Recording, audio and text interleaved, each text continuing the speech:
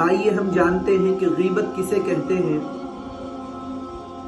اور حدیث شریف میں غیبت کے گناہ کو زنا کے گناہ سے زیادہ کیوں کہا گیا۔ محترم ناظرین، سبھی طرح کی دینی اور اسلامی معلومات حاصل کرنے کے لیے ہمارے چینل دین اور تبلیغ آفیشیل کو ضرور سبسکرائب کریں اور بیل آئیکن کو پریس کرنا ہرگز نہ بھولیں۔ نحمده ونصلي على رسوله الكريم اما بعد قال النبي صلى الله عليه وسلم الغيبة أشد من الزنا أو كما قال عليه الصلاة والسلام۔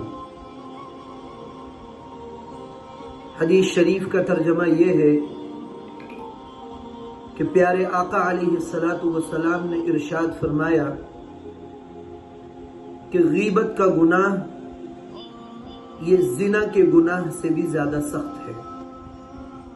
آئیے ہم جانتے ہیں کہ غیبت کسے کہتے ہیں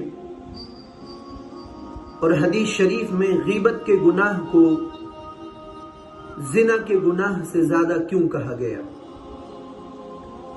غیبت کہتے ہیں اپنے کسی بھائی کی ایسی برائی کو اس کی پیٹھ پیچھے بیان کرنا کہ اگر وہ بات اس کی موجودگی میں بیان کی جاتی تو اس کو تکلیف ہوتی۔ غیبت کہتے ہیں اپنے کسی بھائی کی پیٹھ پیچھے یعنی اس کی غیر موجودگی میں اس کی کوئی ایسی بات کسی سے کہنا کہ اگر وہ بات اس کی موجودگی میں کی جاتی تو اس کو تکلیف ہوتی، اس کو غیبت کہتے ہیں۔ اور اپنے کسی بھائی کی پیٹھ پیچھے کوئی ایسی بات کہنا کہ جو اس کے اندر موجود ہی نہ ہو، اس کو بہتان کہتے ہیں۔ یہ غیبت سے بھی زیادہ سخت گناہ ہے۔ غیبت کے گناہ کو زنا کے گناہ سے زیادہ سخت کیوں کہا گیا؟ صحابہ اکرام نے یہ سوال جناب رسول اللہ صلی اللہ علیہ وسلم کی خدمت میں پیش کیا تو آپ نے اس کا جواب ارشاد فرمایا کہ دیکھیے، غیبت یہ ایک ایسا گناہ ہے کہ جس کو ہر عام و خاص انسان کر لیتا ہے۔ مسجد میں بیٹھ کے بھی لوگ غیبت کر لیتے ہیں، روزے کی حالت میں بھی لوگ غیبت کر لیتے ہیں، اللہ کے مقدس گھر میں بیٹھ کر کے بھی لوگ غیبت سے باز نہیں آتے۔ اور کمال کی بات یہ ہے کہ وہ اس کو گناہ نہیں سمجھتے۔ اور جب کوئی انسان اپنے کسی عمل کو گناہ نہ سمجھے تو پھر اس کو گناہ نہ سمجھنے کی وجہ سے اس عمل پر توبہ کی بھی توفیق نہیں ہوتی۔ اس کے مقابلے میں زنا یہ ایک ایسی گھنونی حرکت ہے، یہ ایک ایسا گناہ ہے کہ جو انسان بھی اس میں ملوث ہوتا ہے، جو آدمی بھی اس زنا جیسے کبیرہ گناہ کو کرتا ہے تو ہر وقت اس کو یہ ڈر لگا رہتا ہے کہ میں نے اللہ کی نافرمانی کی ہے اور اللہ کو ناراض کرنے والا ایک بہت ہی بڑا گناہ کیا ہے۔ وہ خود بھی شرمندہ ہوتا ہے اور اپنی اس حرکت پر شرمندہ ہونے کے ساتھ ساتھ اللہ رب العزت سے پکی اور سچی توبہ کرتا ہے۔